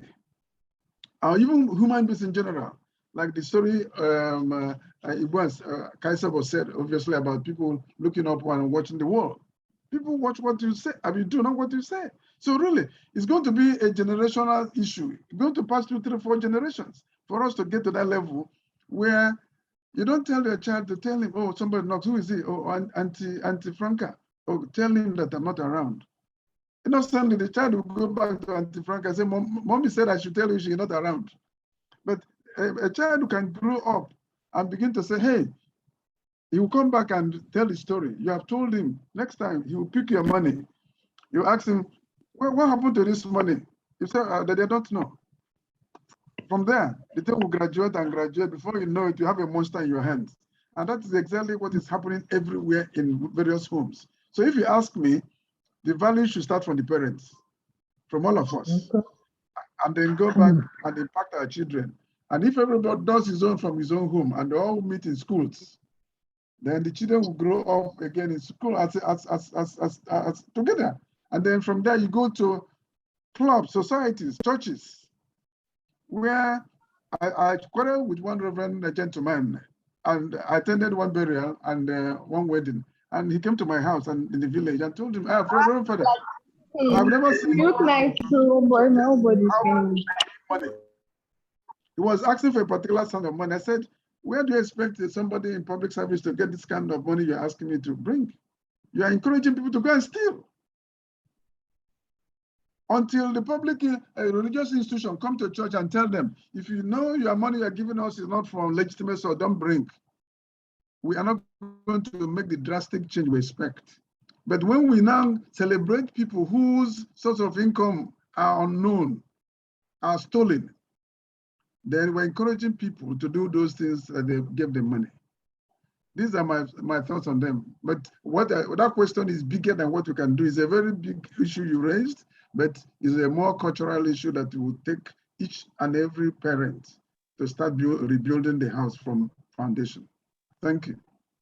Thank you, sir. I totally agree with you. You know, charity, they say, begins at home. So I think it's left for us to train our children and make sure that, well, society influence is there, societal influence is there, and make sure that beyond whatever they see around them, they don't get easily influenced. Thank you very much. I would also encourage people, if you still have questions, I can't see any questions on the chat box. So I'll give one or two people an opportunity to ask direct questions, since we don't have any other questions in the chat box. So please, if you have any questions, can you just raise up your hands virtually so that we'll unmute you. There's one question there where somebody said he has a question for Engineer Ikwan Okaisabo. There was no question, we just put it there. I think it's about the slides. There's no... Oh, okay. Okay, I'd like to say something. I'll hand it off. Okay. All right. Okay. So, and I agree with Engineer Isaac completely. Charity begins at home. The values I have today were imbibed in me by my parents. My dad, who has passed on, God bless his soul. He was an engineer, current number 99. So he taught me what I practice today. But having said that, there have to be interventions along the way from organizations like ours. I just gave an example on how Soji Apampa has influenced somebody without him knowing it. We have a program that we asked people to apply for age 20 to 30. And the young man responded, he said, I've worked with your foundation before, soft skills training. He said, I thank you, he was really impacted. But Mr. Apampa told us not to tell lies. So I'm above 30, but I would have loved to attend. But guess what? We are going to invite that young man to come and attend. Even though he's above 30, we're going to invite him to come and attend. So there has to be interventions. Companies like ours, we can't wait for government. If we wait for government, the country will go down. Companies have to have interventions to impact the society. Yes, there are some parents, they are rich, they have money, okay? But they don't even have values themselves. And some of those children from those homes, we have to intervene and now correct what they could not get from their parents.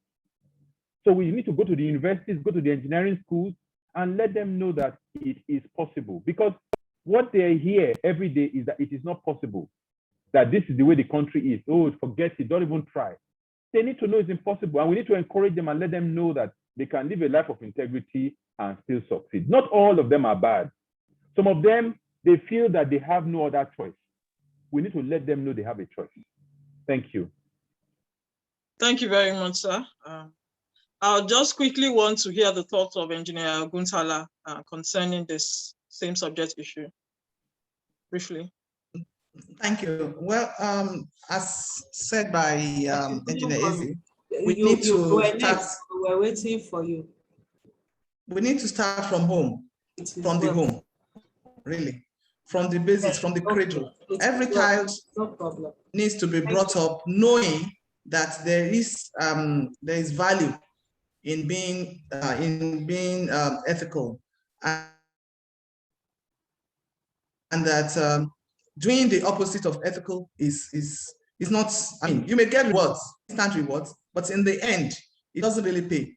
And even incidentally, we are very religious people in Nigeria. None of our religions actually supports corruption. So if you are bringing your child up in the way of in the Christian way or Islamic way, then you also need to know that using those two methods or those two doctrines would also help you to to bring them up properly and let them know that they must at all times be ethical in their behavior.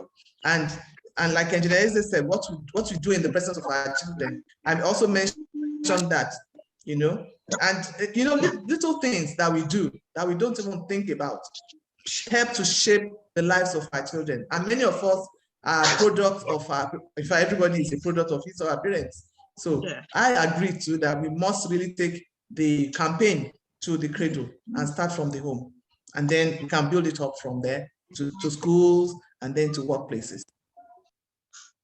Okay, thank you very much, Ma. I think there's someone's hand that is being raised.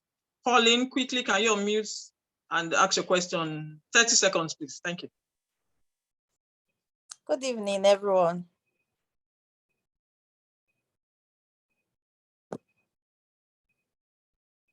Good evening, no? Please go on. Yes, my name is Pauline, a fresh graduate from Osun State College of Technology. My own contribution is this: the corruption is so much in our institutions. Honestly, even if when we get it right at home, the way we are being treated in school is very much alarming at the negative side, honestly. So, and at a time when you cannot beat them, as they say, you join them. So I don't know if there is a way people they are assigning, employing in the school, even from secondary school, as I'm saying, because the effect came on me during secondary school, but thank God for today. If from secondary school, the way they employ teachers and mentors to tertiary institution, if it can be very well evaluated before taking them, I think it will be another way to minimize this. And another thing, the fresh graduates in engineering, like when I was in school, I happened to serve as the president of female engineering students, APWEN. Can you be brief? Can you be brief, please? Ma'am? No, I said, can you round up, please? Thank you. Okay, just that when we are graduating, we don't have vision of what to do and how to begin life. A kind of that used to contribute to not behaving normal in the society as well. Thank you. And my moderator, please, can we give Mr. Sodi Akpankpa a chance to say something? I was hoping he would step in for Mrs. Awoshika. If he has something to say, please. Though we have 3 hands up, Sodi Akpankpa is here. Okay. Hello, Sodi. Hello, good evening. Thank you. So, just to say very quickly that yes, integrity begins from the cradle and all of that. But while we're going back to the cradle, it would take several generations before we actually develop the people who are able to do right. So what do we do in the meantime? In the meantime, I think that we should put in proper controls. If we set up the standards and we are able to track against the standards whether people are complying or not, what has been missing in Nigeria is a consequence management framework. We have had many codes. Most of the codes have no teeth. We have had many things, associations. We all know those who are doing wrong, but the will to actually discipline those who are going outside the standard has been what has been missing. So we have to put it in such a way that there is a connection between their behavior and their own fortunes, their behavior and their future. If you are able to line that up properly, then you will create an incentive system that makes people rethink what they believe and rethink what they do. And I think those are some of the things that we can do in the meantime. But yes, for the long term, we need to build a culture that celebrates doing the right thing and doing things right. Thank you. Thank you very much, sir. I think we have just time for one question. So I'll take a question from Kunle Adebajo, and then that will be all for today. Thank you. But thank you very much. I'm privileged to be able to ask my question.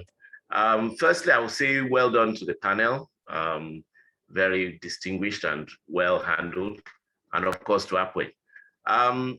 Really, because there's not much time, I would probably just say that I agree that one of the big things, I think the panelists have said it, is that secrecy must be avoided and technology should be leveraged. So I think those are definitely key.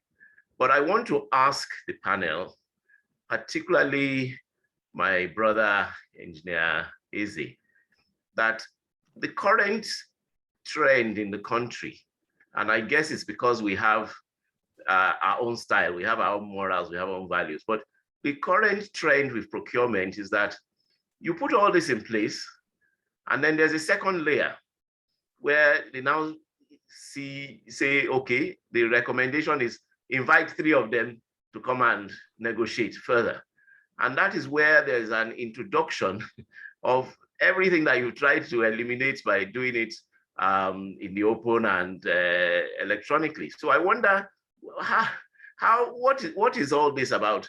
Every time there must always still call people into the room to start discussing. So that's my comment. I'm sure you'll be able to handle that very well. Thank you. Well done, APWEN. Yeah, thank you, Kule. Obviously, this is all part of the capacity building we are trying to get to people. The law clearly states that you cannot negotiate prices. So if you clearly understand the procurement process, that you are taking a decision either on QCBS in case of consultants. QCBS means quality cost selection, quality and cost selection based process, or quality service alone. Once a winner emerges, the law is clear that you cannot negotiate cost. You can only negotiate only clarify technical issues, but not cost. So if the operators know that, and the procurement professionals also know that, when you come to the meeting, you come with the law, say, oh, gentlemen, sorry, I cannot go against the law because the law is clear that I can't negotiate my costs. The idea is that we want the consultant to be in the position to effectively stand on his feet to ensure that the right thing is done at the construction site, that his financial remuneration is not compromised or is not tampered with in such a manner as to enable him compromise on the quality of his services. That is the essence of the law. That is the spirit of the law. And we want people to know that so that they can challenge the decisions being made by the procurement entities. I hope that answers your question. Yes, thank you. I'm sure. Thank you very much. Okay. Thank you very much, all our panelists, for that very insightful panel discussion. We're indeed very grateful, and we hope that next time we come calling, you would answer us. Thank you. We appreciate. So we've come to the end of the panel session right now. Up next, we have the unveiling of the Honor Code badge and certificate, and this will be handled by the President of the Association of Professional Women Engineers of Nigeria, Engineer Funlola Ojela, the FNSC. The floor is yours, ma'am. Thank you very much, Engineer Yetunde Aladeton. We have now come to the, but before I do that, I would like to present certificates of appreciation to the panelists. Before I speak about the unveiling of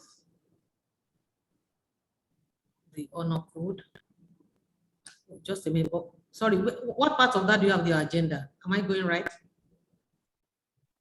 I think that's almost the last. Oh, okay. Then let me just do the Honor Code now. Okay. Sorry for the. So essentially, we've come to the crucial part of this event, in which we are going to unveil the Seal of Integrity and the Honor Code certificate.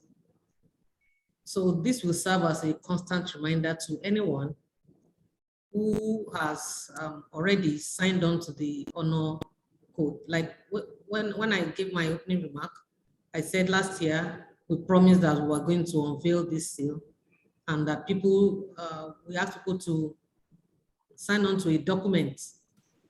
At that day, we read out the document. I don't know if the document is in the slide they have now. I'm not sure. But essentially, that document is a pledge. You are pledging to uphold integrity in your business. So it's a simple document that you read and then you sign on to it. And then for those who have signed, we'll present them this certificate and a seal. That seal is just an element. It could be like a sticker on your car, or it could be a metal thing that you put on your table. You know, it just says seal of integrity. And we are very proud to have done this together with the Integrity Organization and our partners, COREN and NSC. So on that note, I would like to invite the founder of Integrity Organization, Mr. Sojia Pampa, to please do the unveiling of these wonderful elements. Mr. Pampa, I believe you can share your screen if you want to. Thank you very much, Ma. Before I present the seal, because I need to just note that women do it very differently, and they do it to a standard that is much higher than the men would have expected. I didn't expect this level of design that has gone into creating it, but I think it is remarkable. So this is the seal of integrity that that APWEN is going to be sharing with the members. We will take it one step further. To help you get it, there is a website that is dedicated to keeping such seals so that it can be issued electronically. You cannot manufacture it yourself, and it will always be with reference to APWEN. So nobody else can make this for themselves and just be attaching it to their website. There will be a place where they can check. There will also be a web page where all of those who have earned this seal, their names will be there.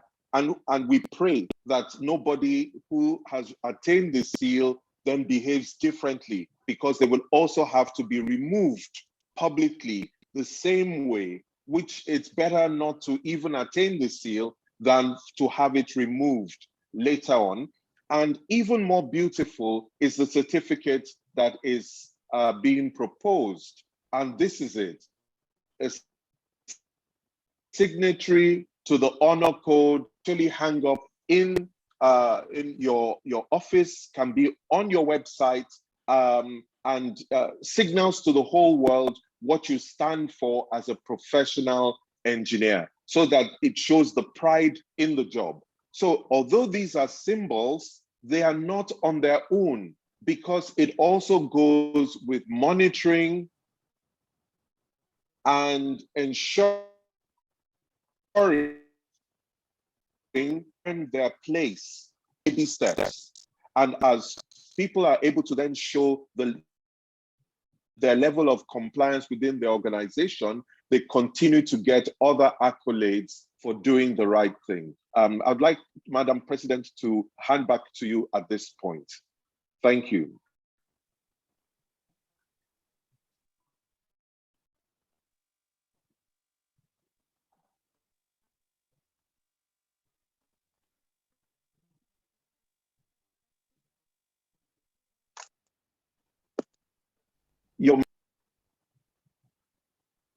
You are muted now, we can't hear you. Oh, okay. I said thank you, that I would like Mr. Papa to keep sharing his screen.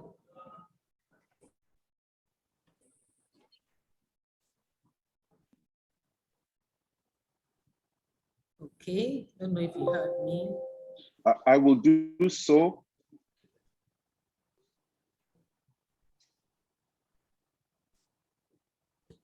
He heard you, he said he will do so. Okay.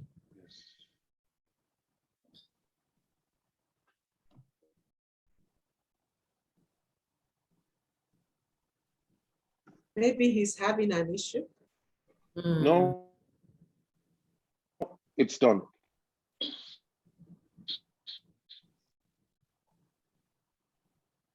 I hope you can see it now.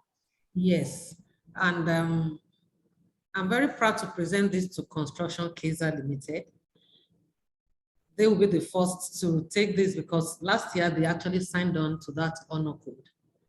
And I had invited Engineer Okaisabo. He actually had something else he wanted to do at this time, and he said he might not be able to wait to attend. But I know his passion. In the way you know what somebody loves to do, that he loves to spread this news about doing business with integrity. So even when he said no, in my mind, I said, this man is going to agree. So it's really an honor for me to present this first signatory to the honor code certificate to Construction Kaiser Limited. We're going to have this in a hard copy and sent to you. And then for the seal, when we get it done, we will let you know and then also get that across to you. Congratulations, sir. Can you just display the seal again so that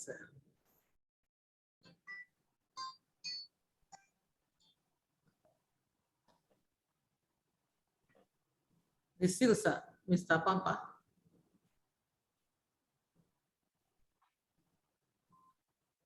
Congratulations to Construction Kaiser Limited. Okay. The seal is up. Okay, yeah. Sure. So that is the seal of integrity that we are presenting also together with the certificate.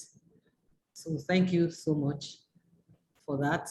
Anyone, and we are going to have these where you can sign the honor code on our website. It's also on Integrity Organization's website. Looks like Mr. Okaisabo would like to speak. He raised his hand. Yes, ma. Thank you so much. I want to thank you for this honor. And I want to assure you that it means more to us than the money we lost. The money we lost when we refused to pay bribes, this is more valuable to us. And I want to assure you that, yeah, because when we refuse to pay bribes, we lose money, but that's fine. But we are happier with this seal of integrity. And I want to assure you that it will be a challenge to the rest of the team, not just me. Because one day I will leave Construction Kaiser, I will retire. But I want the rest of the team to know that this is what we stand for as an organization. They know, but for them to continue in that light, sometimes it's tough. Sometimes you don't have money to pay salaries, you're struggling. And then somebody says, you look, just give me this 2 million, you will cross the bridge. It's tempting, but then, I mean, you're having sleepless nights, you can't pay salaries. And then somebody says, just bring 2 million and you will get your payment. It's tempting, but to stand firm and say, no, I won't do it. And we appreciate this. Thank you so much. We appreciate it. You're welcome, sir. So I'd like to hand over back to the moderator, Engineer Aladaito. What do we do next on the agenda? Okay, thank you. I think the next is we've done that presentation. Integrity is going to introduce where the honor code can be accessed and the COSO tool. Integrity Organization. Emmanuel, are you still here? There. Yes, I'm here. Good afternoon to everyone. I want to stand on existing protocols as well. Very briefly, I just want to run through congratulations to Construction Kaiser, first of all, on being the first recipient of the honor code. I think that's something to be very proud of.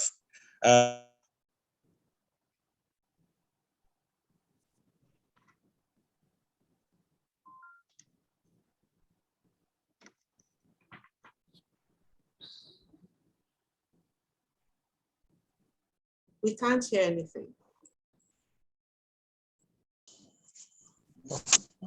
Hello, can you hear me now? Yes. Okay, excellent. So as you can all see from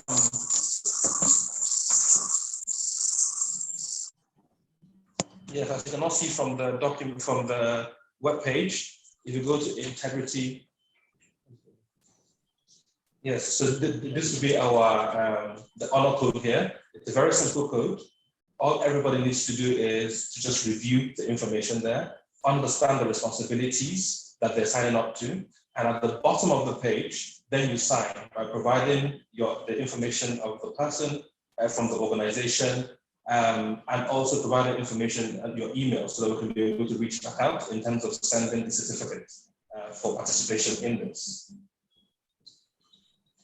Okay, so very quickly, I'm going to shift to the COSO tool, which I think will be one of the potential resolutions to the question that was asked. How do you create standards within the industry that create a level of behavior, creates consequence management, improves the quality of teams that work for organizations?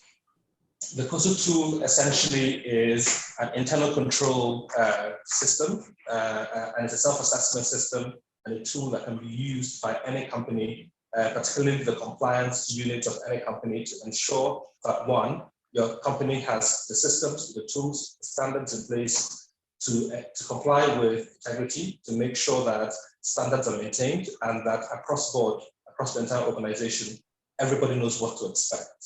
And then secondly, it helps with looking at particular components of each organization, excuse me, to make from your board management to risk assessment, to whistleblowing, to anti-corruption policies, even down to engagement with third-party organizations, especially in the process of contracting. What are the standards you must have in place to ensure that your systems are transparent, your systems are predictable, and most importantly, that those who are the custodians of those systems understand the responsibilities that they bear. And there are different components, as you can see, as we roll through the standard from the tool. We would invite every single person here today to take the opportunity to complete this, to understand the gaps in their organization and their processes. And we, the Integrity Organization, are available to support with doing a follow-on review of some of the gaps in your organization and recommendations of what could be done better. I'm happy to report that Construction Kaiser, for instance, has been through this process. At the end of it, they turned out to be quite a robust organization and in full understanding of where the risks lie within their business and what they can improve. But also they had a lot of very strong systems in place, which not only the CEO knew, but virtually every single compliance officer from finance to operations to technical understood. And that in itself is a huge, so that's why we're not surprised that they have the honor code today. So we would encourage every single person to please go on to our website. The information will be provided subsequent to this meeting. So everybody can, of course, sign up, do this assessment, and identify how to strengthen their company. Thank you very much. Thank you very much, Mr. Emmanuel Busa. Up next, we have the presentation of the certificate of appreciation, and that will be done by our president, Engineer Nlola Ojela FNSC. Thank you very much, Dr. Yetunde. And the honor code document now was the one we used last year with the participants. Now we have expanded our participating bodies, so we're going to need to change that document so that it will reflect the logos of all the bodies that are participating to present this document. So, I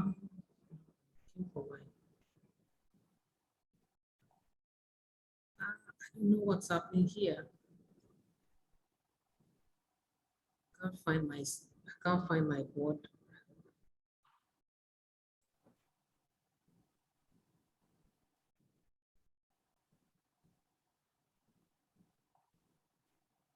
Sorry, I can't find my.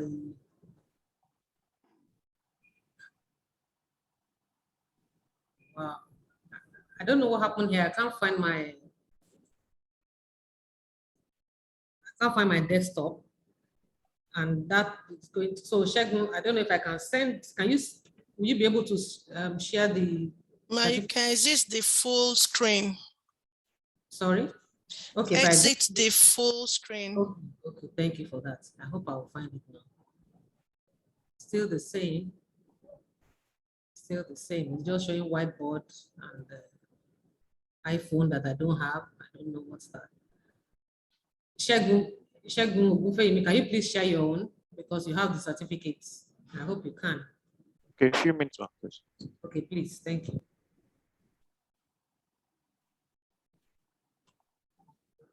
Let him come. You didn't tell him why I'm looking for him.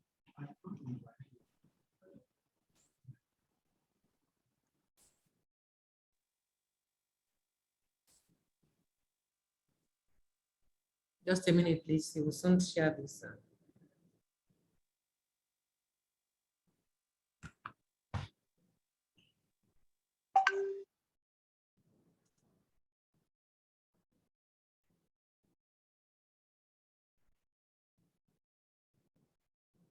Thank you.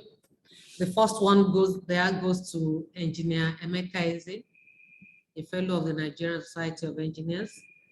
It's a certificate of appreciation for your participation at the panel discussion on business unusual, integrity in engineering infrastructure procurement and delivery.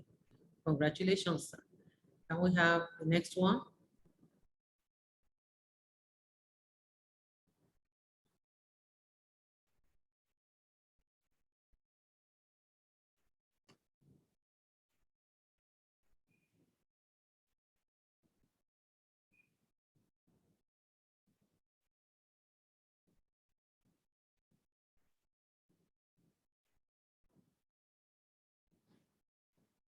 Okay.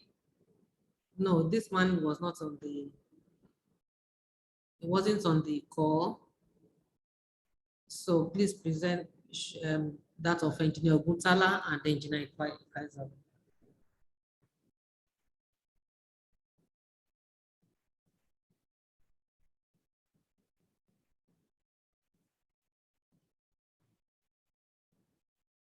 Okay. Certificate of appreciation to Engineer Margaret Gutala, FNSC, for your participation at the panel discussion on business unusual, integrity in engineering infrastructure procurement and delivery. Thank you.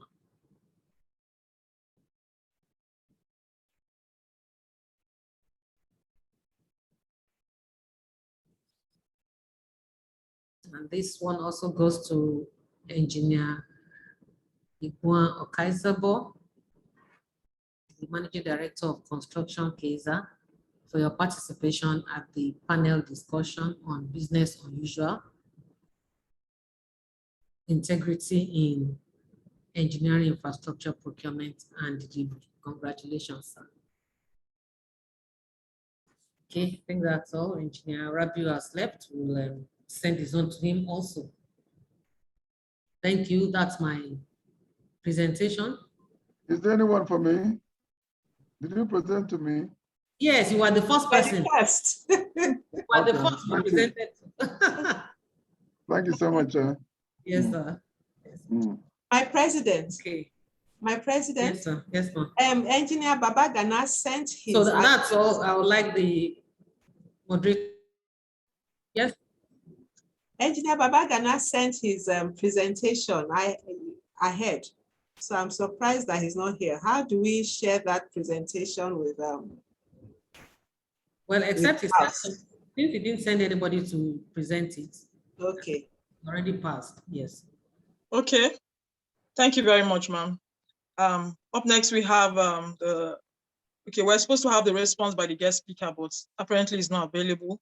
So we'll go to the next item on the agenda, which is the closing remarks / vote of thanks by the chairman, the planning committee, Engineer Funlayo Kadri, FNSC. This man, the virtual stage is yours.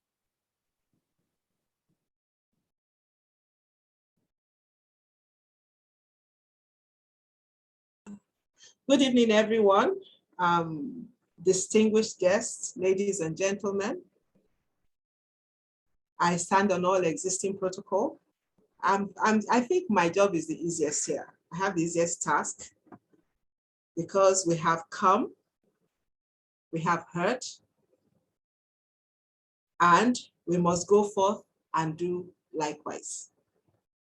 Thank you for having joined us on this webinar and for strength. And I'm asking that we'll all be strengthened by what we've heard to go and change the conversation so that one by one, we will make a difference. Soji said something which I thought was so impactful.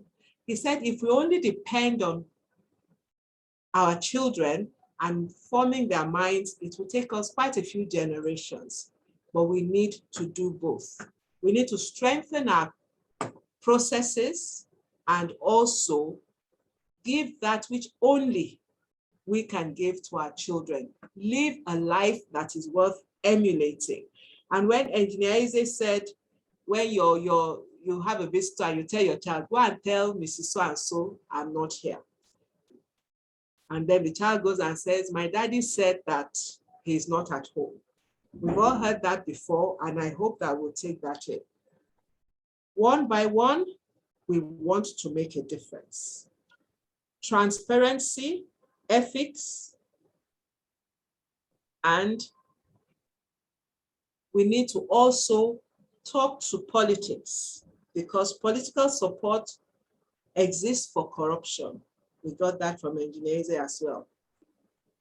There are students on this call who have said that corruption starts in their institutions. That is why I want to thank Engineer Kaisabo for what he is doing, because they're hearing the truth and hopefully we'll be raising a generation of new engineers who will do the right thing. Thank you so much, everybody. I wish you a very, very peaceful evening and a successful future as you choose to do the right thing every time. Thank you. Thank you very much, Engineer Funlayo Kadri. Of course, that's on behalf of all the people in the team. I'm sorry, I'm not very good with these things. Thank you.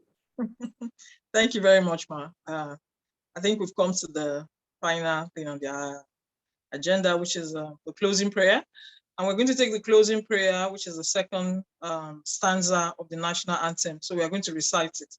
So I'd like for it to be, for those of us that can't, can it be projected, please?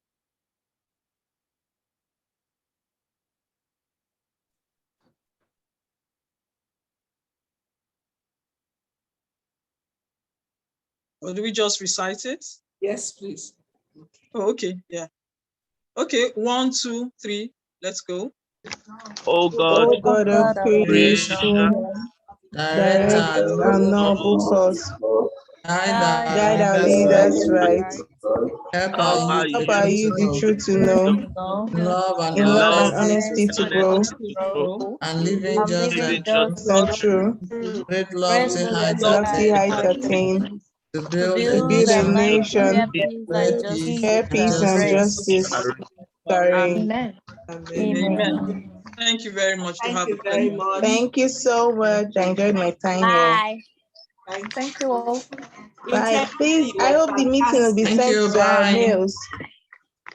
Bye. Engineer Kaisabo, congratulations. Thank you for being always Thank you, madam.